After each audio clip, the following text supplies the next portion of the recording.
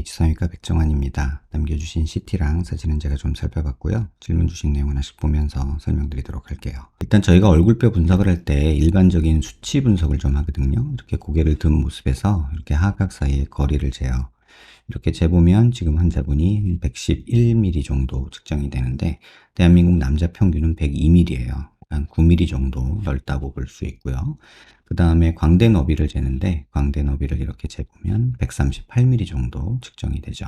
근데 평균은 135mm예요. 광대는 한 3mm 정도 넓다고 보시면 되고요. 그 다음에 두상 너비를 보는데 두상 너비를 이렇게 재보면 한 145mm 정도 측정이 되죠. 근데 평균은 148mm예요. 그러니까 두상은 좁고 광대는 조금 크고 그 다음에 사각턱은 많이 큰 약간 삼각형 형태의 약간 이런 형태의 얼굴형을 가지고 있다라고 볼 수 있겠죠. 그 다음에 정면에서 보는 거는 얼굴 길이를 봐요. 이마뼈, 코뼈 만나는 점에서 턱 끝까지 이렇게 길이를 보는데 이렇게 보면 112mm 정도 측정이 되죠. 그런데 평균은 125mm예요. 그러니까는 한 1cm 정도 이상 얼굴이 짧죠. 그러니까 지금 이런 것들을 종합해 보면 얼굴이 짧고 좌우로 넓어서 넙대대해 보일 수밖에 없는 그런 비율을 가지고 있다. 이렇게 보시면 되고요. 그 다음에 옆모습에서 보는 거는 일반적인 얘기를 해드리면 남자는 귓볼 기준으로 귀 밑각이 한 2cm 정도 있으면 좋다라고 얘기하는데 지금 그 정도는 있으세요. 그 다음에 옆에서 봤을 때 코를 기준으로 이런 선을 그렸을 때 지금 턱의 전진 정도도 나쁘지 않다. 비율은 괜찮은 편이다. 뭐 이렇게 얘기할 수 있을 것 같아요. 그 다음에 광대 수술을 하냐 마냐는 사실은 이 각도 보고 결정을 하는데요. 이 각도에서 여기가 튀어나오면 45도 광대가 나왔다고 하고요. 관자놀이 꺼져 있고 여기 튀어나오고 여기 꺼져 있으면 역광대가 나왔다고 하는데 지금 아까 말씀드렸다시피 역광대는 그렇게 큰 편은 아니에요. 또 환자분 같은 분은 역광대 수술을 해서 별로 재미를 못 보는 이유가 여기 이렇게 침샘이 굉장히 크게 위치해 있어요. 단면에서 보면 지금 환자분 단면을 이렇게 보면요. 지금 음영을 조금 조절해 보면 지금 보시면 요게 교근이거든요. 요만큼이 교근이고요. 그 다음에 여기 있는 요만큼이 지금 침샘이에요. 귀 밑에까지 이렇게 있거든요. 두께로 보면은 보통 남자가 교근 두께가 한 15mm 언저리 되는데 지금 한 17mm 정도로 굉장히 넓은 편이고 침샘 두께도 보통 한 12, 13mm 되는데 지금 이렇게 보시면 한 17mm까지 16mm가 넘어요. 그래서 사각턱은 수술하지 말아라 이렇게 말하고 싶은 그런 턱이고요. 광대 역시도 크게 도움되는 그런 모습은 아니에요. 그래서 질문 주신 내용 하나씩 보면서 말씀드리면 얼굴이 정면에서 넙대대하고 이목구비에 비해 얼굴이 크다. 아까 말씀드렸죠? 길이는 짧고 좌우로 넓기 때문에 넓을 수밖에 없고요. 앞턱은 필요 없을 수도 있을 것 같은데 사각턱이랑 특히 광대는 필요할 것 같다 생각한다 하는데 저는 사각턱은 절대 손대지 말고 앞턱은 전혀 상관없고요. 손대지 마세요. 광대도 그닥 그렇게 도움이 될 광대는 아니에요. 그래서 지금 체중이면은 사실은 170에 73면 조금 체중 많이 나가는 편이잖아요. 그래서 지금 상황에 피부 두께를 가지고 있다면 굳이 윤곽 수술해가지고 재미 볼 게 별로 없는 그런 얼굴이에요.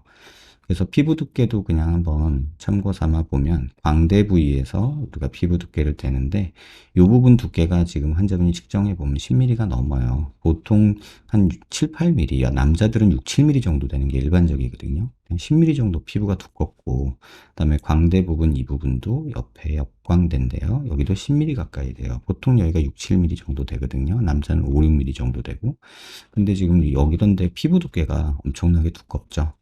또 특히나 침샘이 발달한 경우는 광대 수술을 해도 여기는 계속 불룩해요. 이 부분은 광대해서 좋아지는 부분은 이 부분 일부거든요. 그럼 여기 좀 들어간다고 뭐가 도움이 되겠어요? 그래서 별로 도움이 안 될 것 같다 이런 생각이 들고요. 또 사선에서 이렇게 보면은 중안면부가 굉장히 꺼져 있는 특징적인 모습을 보여요. 여기 꺼져 있고 눈 밑 지방 불룩하고 여기도 꺼져 있고 이런 느낌들이 있어서 오히려 살을 빼고 좀 모습을 다시 한번 보고 싶고 여기도 지금 이중턱도 되게 많은 것도 이건 체중을 빼야 되는 그런 상황인 것 같아요. 얼굴이 울퉁불퉁한 느낌이랑 비대칭. 네, 비대칭은 있기는 한데 뭐 비대칭은 그렇게 고려할 상황은 아니기는 해요. 정면에서 보면은 눈 기준으로 이렇게 수평선 이렇게 그리고요.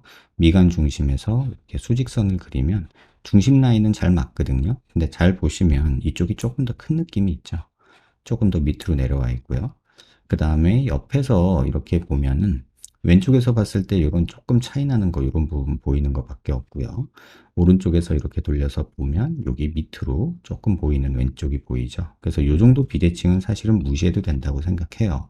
근데 잘 보시면 얼굴 고개 든 모습에서 이렇게 수직선 그리고 관절이 있는 데서 이렇게 수평선 그리면 비교적 대칭은 잘 맞는 편인데, 잘 보면은 하나 조금 특이한 게 있어요. 그게 뭐냐면 얼굴은 여기에 있고 뒤통수는 약간 이쪽에 있는 약간 이런 형태의 비대칭이 조금은 있어요. 그래서 이건 정도의 비대칭이면 무시해라. 다만 뭐 수술을 한다면 뭐 여기를 조금 더 잘라줄 수 있고 뭐 이런 건 있는데 의미 없다. 그리고 여기 옆으로 이렇게 뻗어서 아마 대부분의 병원에서 이걸 자르고 싶을 거예요. 근데 그렇게 했을 때는 어떤 문제가 생기냐면 지금 이 부분이 침샘이 크게 있거든요.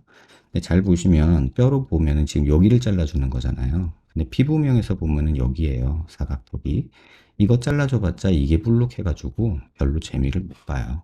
효과도 별로 없고 오히려 여기는 이렇게 불룩한데 여기가 이렇게 패여 보이는 이런 느낌으로 얼굴이 울리불리해 보일 수 있거든요. 그래서 오히려 지금 상황이면은 살을 조금 빼는 게 오히려 맞겠다 이런 생각이 저는 듭니다. 살 문제가 더 크다. 그 다음에 뼈 문제는 짧고 넓은 게 문제다. 이렇게 이해하시면 될 것 같고, 중안면부 꺼진 게 있어서 오히려 나중에 체중 줄인 다음에 중안면부 꺼진 거를 좀 해결하는 게 오히려 입체적이 될 거다. 이렇게 말씀을 드릴게요. 윤곽뼈 등으로 수술을 해서 개선 가능한 부분인지, 살의 문제로 다이어트나 지흡적으로 접근해야 되는지, 다이어트란 지방 흡입을 접근하는 게 좀 맞다고 봐요. 턱 밑에 지방 흡입하는 건 찬성이고 얼굴은 지방 흡입해봤자 소용없고요. 이거는 체지방률을 낮추는 수밖에 없어요. 지금도 13kg 뺀 상황이지만 뺄수록 살보다 골격 문제인 것 같아 방문하였습니다. 뭐 틀린 얘기는 아닌데 짧고 넓은 뼈를 갖고 있어요. 근데 가지고 있는 침샘이나 뼈의 구조가 지금 상태에서는 수술해봤자 별로 재미없다. 살을 더 빼고 만약에 뼈가 더 튀어나와 보이는 게 있다면 그때는 좀 고려해 볼 수 있겠다. 이런 생각이 듭니다. 뼈의 문제로 수술 권유하신다면 얼마나 개선이 있을지 권유하지 않습니다. 지금은 다이어트가 우선입니다. 살이 두껍고 살이 많은 타입이라 수술 후 처짐이 얼마나 있을지, 그래서 수술하지 말라는 거예요. 효과도 없는데 괜히 많이 자르고 많이 줄이면 살만 처진다. 이렇게 생각하시면 될 것 같아요. 영상 천천히 여러 번 살펴보시고요. 13kg나 뺀 상황이면은 굉장히 고생 많이 하셨을 텐데 앞으로 한 5kg 정도만 조금 더 노력해서 빼면 좀 더 나은 모습 되지 않을까 이런 생각이 들고요. 지금 이렇게 자료가 있으니까 나중에 체중 만들어서 한번 오시면 비교해서 제가 보면서 어떤 부분이 더 도움이 될지 안 될지 또 말씀드릴 수 있을 것 같아요. 답변이 조금 늦어진 점 양해 부탁드립니다. 도움 되셨길 바라요.